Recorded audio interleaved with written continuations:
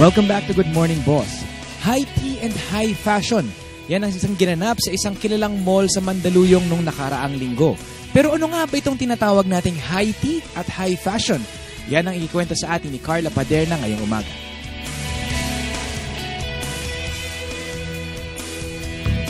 Good morning mga boss! Andito tayo ngayon sa isang tanyag na hotel sa Metro Manila para dumalo sa isang high tea event. Mga boss, ang high tea ay isang social event class para sa mga upper class sa England kung saan sila ay nag-afternoon tea, isang English tea ritual tradition.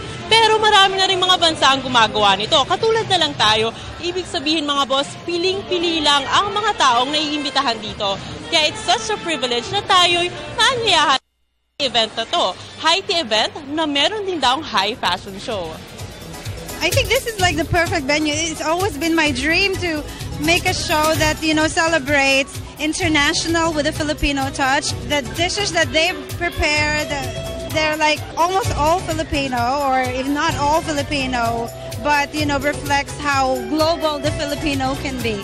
I find these women very, very inspirational, and I carefully handpick them because these are women that are very dear to me, and in one way or another have been a source of inspiration and support and a lot of strength.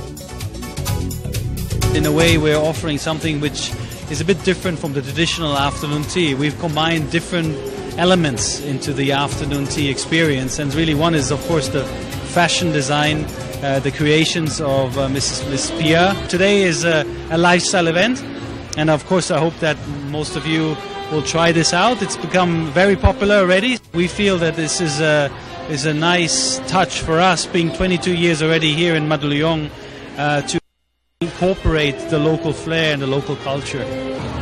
Class, elegance, at fashion, yan ang pinunta at natutunan natin sa event na ito. Carla Paderna for Good Morning Boss.